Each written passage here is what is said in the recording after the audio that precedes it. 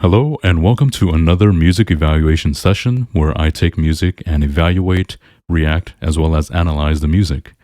My name is Tu Yang. I am a music educator and vocal bass singer. Check out my stuff on here, online, on YouTube, on my channel. Feel free to subscribe if you haven't done so already. Let's go ahead and get started with this reaction. So specifically, I'm going to be taking a look at Michael Jackson's Thriller, and the a cappella cover is done by the group, a New York-based group called Duwende. I believe in this actual recording, the members are J. Aaron Boykin, who is singing lead, Derrick Hicks on tenor, Abbey Janes on soprano, Neal Mortimer on tenor, Edward Chung, vocal percussion, and Ari Picker on bass. So let's go ahead and get started. I'll stop from time to time, hopefully at the right cadences so that I can give you an evaluation. If you want to hear the music straight all the way through, please actually go on the link below. I'll provide a link below for you. Click on the music video, watch the entire thing, come back, and let's evaluate it. So here we go, from the very top.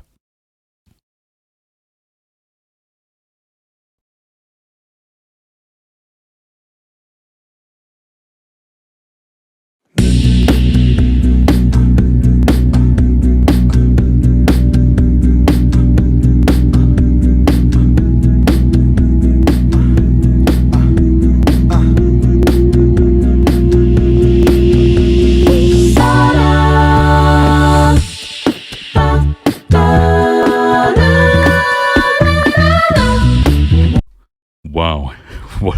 Yeah, that's a pretty powerful beginning. I love that they jump right into it, into the music. That crunch at the very end was just crazy.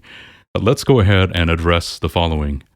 Ari starts on a B1, right? Dun, dun, dun, dun, dun, already on the B1, and he keeps that very constant. I love the microphone of choice. He's using an AKG D12, a D112. I believe that's the model for it, and they have a newer inclination of that now. But it's basically a kick drum mic, and it's very appropriate. And you probably, you still need to EQ a couple of things, but I think it really brings out the low end in his voice for this. We have Ed on an SM or a Beta 58, I believe, which is very clean. And I like that he just keeps a constant beat, right? It's nothing too fancy at the very beginning, very solid snare. Kind of reminds me of Jeff Thatcher from Cappella. And I do know that Ed has done some work with Cappella and has subbed in from time to time. So that crunch at the very end, we're in the key of B minor. Right, our tempo is 120 beats per minute, so allegro tempo. But that crunch at the very end, let's listen to it one more time. So you have both the tenors and the soprano on that crunch, B, C sharp, and D. And of course the bass is on an E,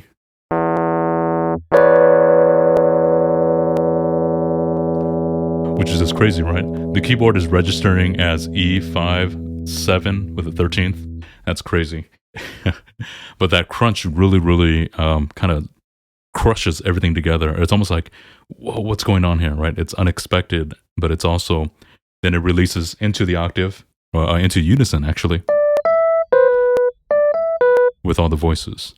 I love that they start on this chord here.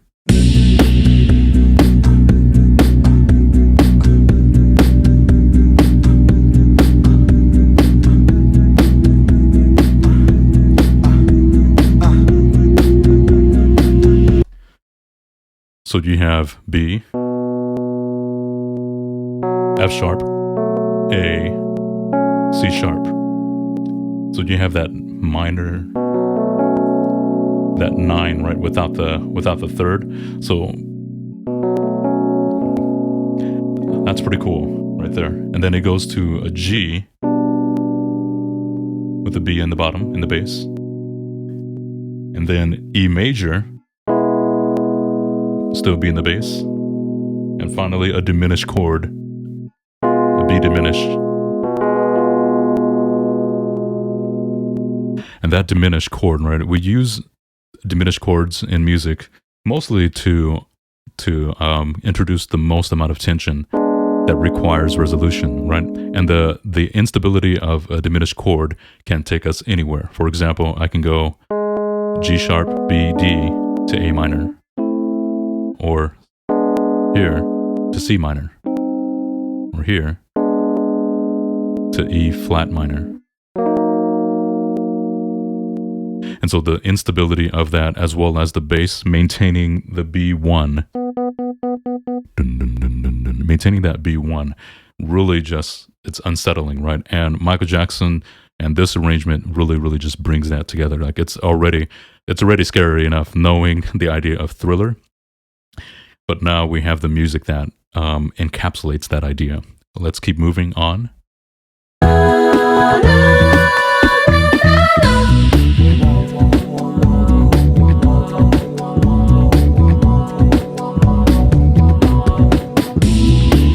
It's close to midnight and something evil's lurking in the dark. Under the moonlight, you see a sight that almost stops your heart. You try to scream, but terror takes us out before you're naked. Yeah, you start to freeze as horror looks you right between the eyes. You're paralyzed. I'll have to stop you right there. I just have to go back. I know this is the chorus, but there's some really cool things going on. So let's go back, and I promise I'll let you go through there. So let's go from here again. You see a sight that almost stops your heart. A little bit further back. It's close to midnight and something evil's lurking in the dark. Well, so all three voices, right? Both the tenors and the sopranos, they move down all the way down to B2, D3, and E3. So your soprano is singing in E3. And so that nice little crunch there. You got B, D, and E really through. Some really great things that are happening here. And I like how they bring it all the way down to the lowest part of their register just to pull that through.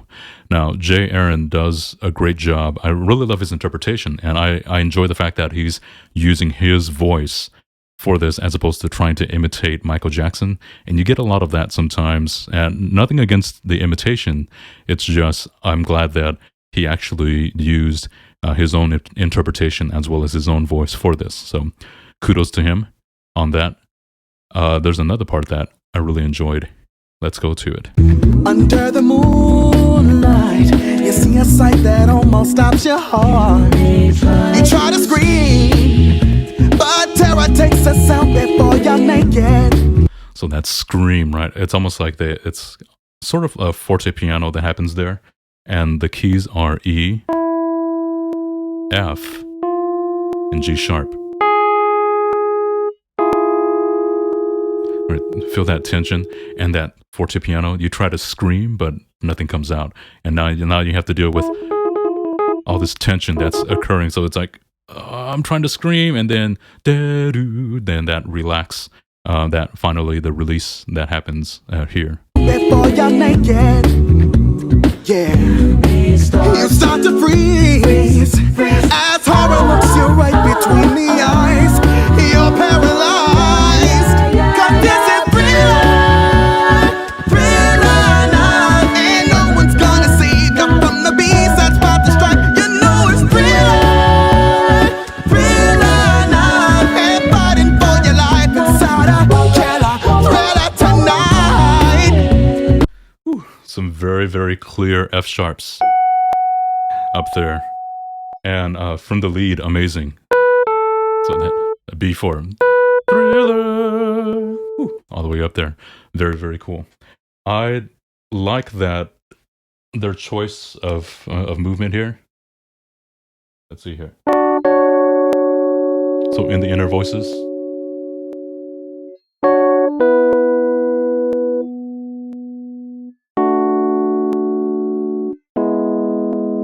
Right, so you have that major 4, which is very key. in this piece. Let's go back just a little bit here.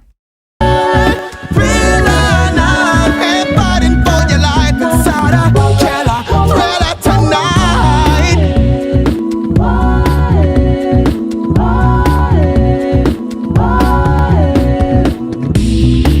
You hear the door slam and realize that there's nowhere left to run. You feel the cold hands and wonder if you'll ever see the sun. You close your eyes and hope that this is just imagination, girl. But all the while, you hear a creature creeping up behind, and you're out of time. Yeah, very, very good work. So the second verse, I actually really like what Ari's doing, the bass is doing at the very bottom. So he's maintaining that B, right, and he's going down to an A1 as well, and it's consistent all the way through.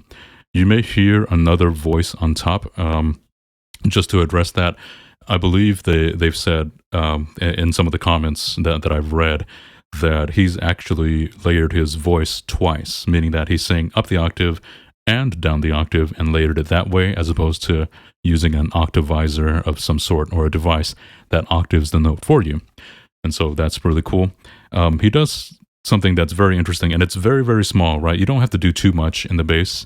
If you remember my last video about why we love bass voices, it's just when the bass moves a certain way and it changes the rhythm, the groove, the scale. If it moves just a certain way, or whether it's within the scale or it does its own thing as a soloist, our ears catch it a little bit more, and we groove to it, right? We center ourselves around those ideas of harmony, rhythm, and melody. So let's see if we can get back to that moment. And realize that there's nowhere left to run. You feel the cold hands and wonder if you'll ever see the sun. Right, it's a dum dum boom boom boom dum dum, right, dum. Just an extra little riff in there for you. And if you look at amazing bass players, they know when to implement extra rhythmic ideas or scales or notes that just improves on the riff. And it depends on the style, of course. Really, really good choice here. I love the door slam. It's like I can't even do it, but that's what it looks like at the very least. So very nicely done from Ed. Let's go to, yeah, I love this visual here, right? The music video is great in that it shows them in the studio recording this. And by the way, this is a Rode K2 mic. Very, very great tube mic. A good starter mic for like about $700, I think, is what it's going for. Let's start it from here and let's go through another set of music. So nicely done from the lead here. You hear a creature creeping up behind, and you're out of time. 'Cause this is thriller, nah. There ain't no second chance to kiss a thing with 40 eyes, girl. Thriller, nah. You're fighting for your life inside a killer thriller tonight. Night creatures crawling the dead start to walk in their masquerade. No, there's no escaping the jaws of this sailing tonight. This is the end of your life. Come on. Whew. That's what I'm talking about, right? You have all these elements that has to be shown with just a voice. So you got imitation of trumpets, imitation of swells, keyboard swells, guitars in there. And let's go all the way back to that. Let me see if I can find it again. Okay, right about here. Right where it changes. I think that's right about here. So the bass picks up a little bit more. We go on to that.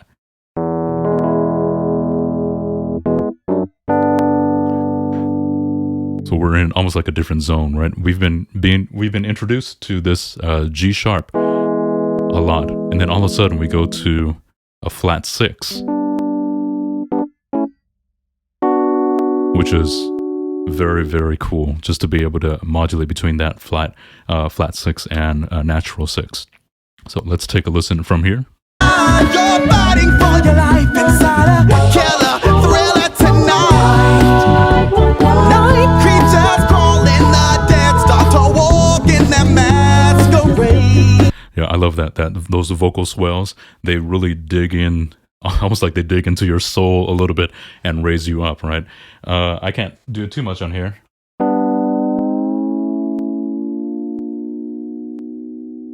All right, you can do it on a keyboard, but vocally we have a little bit more freedom, and it gives us a sense of natural, the sliding between the voice. It sounds a little bit more natural on the voice than it would on an instrument.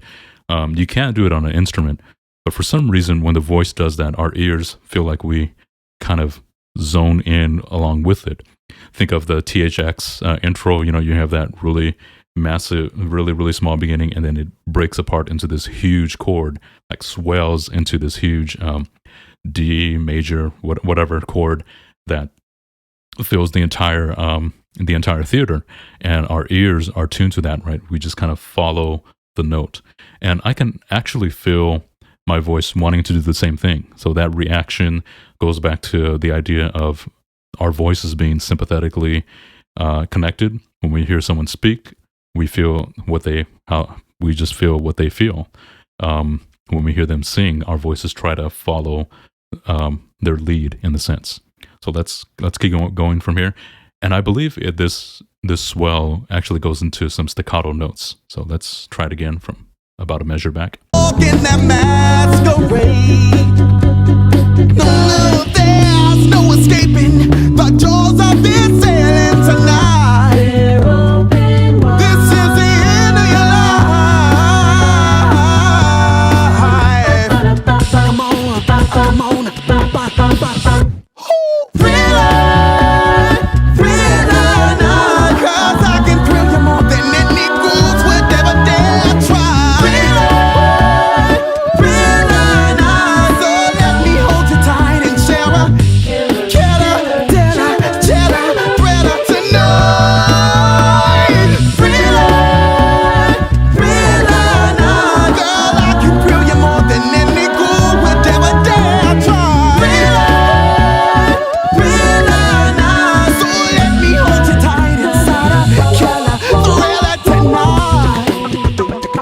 Let's stop right there before we get into this final section. Some really, really amazing things. I like that they introduce elements that we've heard before, but they add different rhythmic ideas, different thoughts that occur, whether it's in the tenor voices or the soprano voice. And so these very, very small rhythmic ideas, some staccatos, some legatos, some swells, all add to it. And I like the fact that the vocal percussionist just keeps it so clean and steady. And I'm of the type, it's clean, so it's there, right? And it just really allows you to groove, and it gives a little bit more freedom for the soloist, as well as the bass and the backup singers, or the harmony. So let's go back a little bit, and then we'll get into the final section of this piece.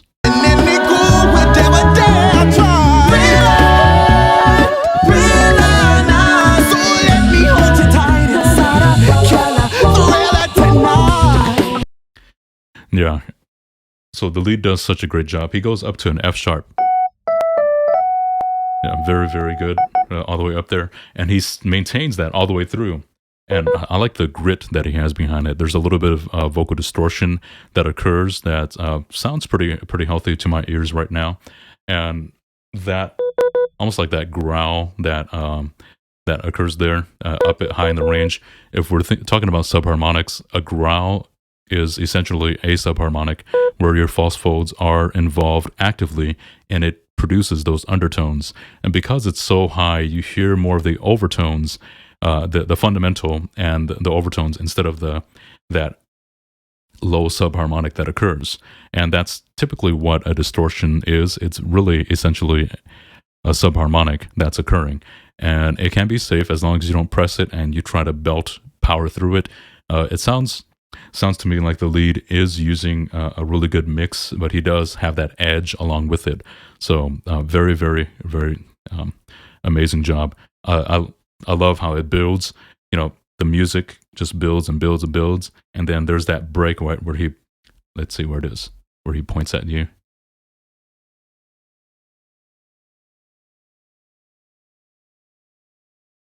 There's that moment. Oh, it's in there, right? I don't want to try to find it right now, but let's go ahead. Let's go ahead and continue on from this measure, and let's go all the way to the very end this time.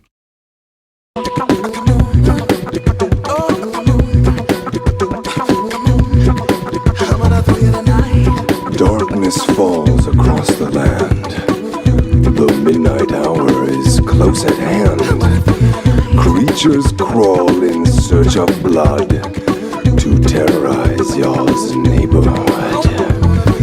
And whosoever shall be found without the soul for getting down must stand and face the hounds of hell and rot inside a corpse's shell.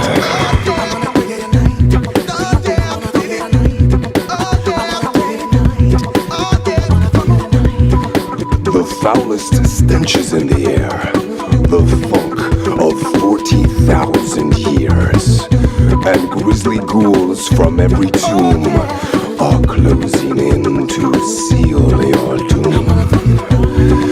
And though you fight to stay alive, your body starts to shiver. For no mere mortal can resist the evil of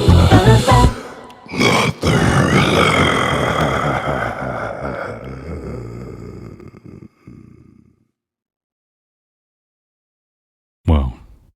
Now that's how you do it. Vincent Price would be proud. So Vincent Price is the original voice actor in the original Thriller, and that was scary. I remember hearing it growing up, being so afraid of that voice, because it wasn't that it was deep. It was more so that it had a character, and I can actually feel the character. And Ari's interpretation of this is great. An amazing vocal growl at here. Let's see if we can pitch this actually. the evil of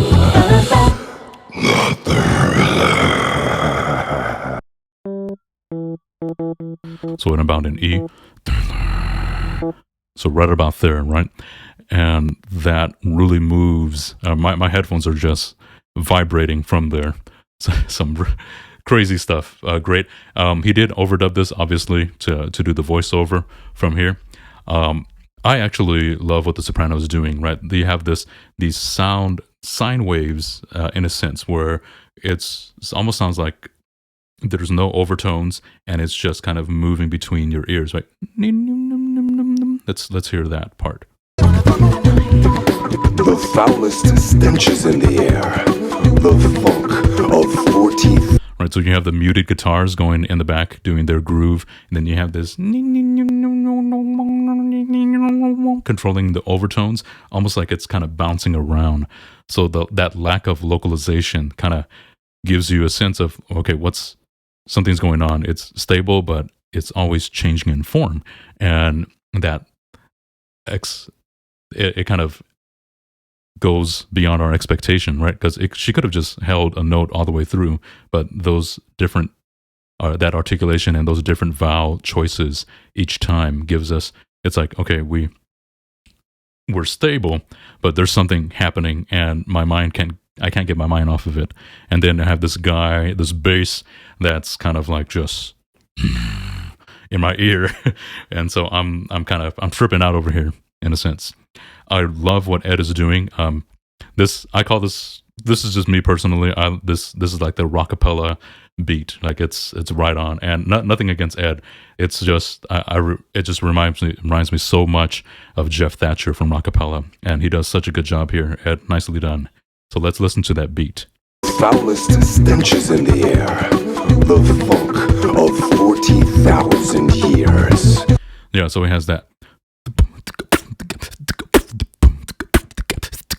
Yeah, it has a little bit obviously cleaner than that, but there's all these different articulations that have different hits on the hi-hat, right? It's not just, isn't it? It's all these different types of mouth sounds that imitate different hits on a hi-hat, right? Just like how a drummer would, they don't hit in the same spot.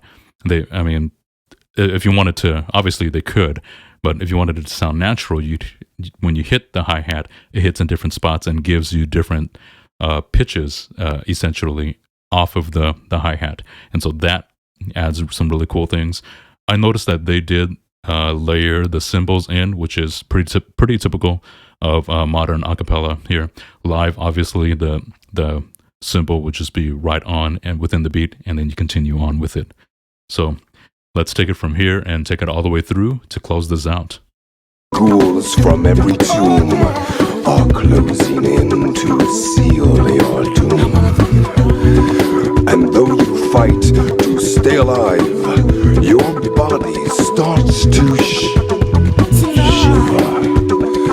For no mere mortal can resist the evil of Mother.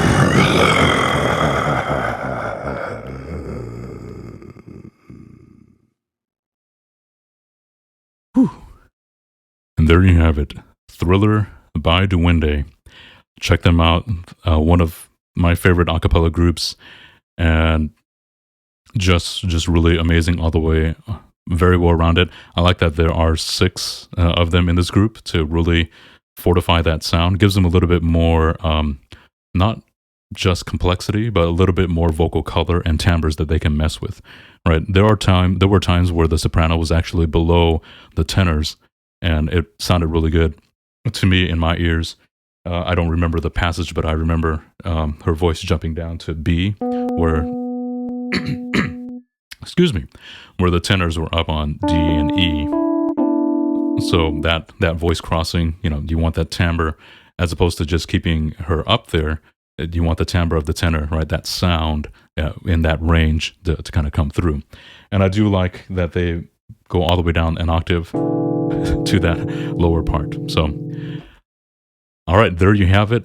Thriller is in the bag. I hope if you like this video, I hope that you share it with other people, subscribe, watch all my other videos. I've been getting a little more traction on here, so thank you so much. Just went past 3,600 subscribers, so keep that number going. I really appreciate it. If you haven't checked it out, check out my community page and my about page. There are other sites on there that takes you to different bass singers, different websites. I have octavism.com on there that does an amazing job with Russian octavists or octavists in general. Peter Barber is on there, and I believe I'm adding a little bit some more singers just to really network you through, so I can provide kind of like a database for you in that sense. So thank you once again. My name is Tu Yang. We'll see you next time.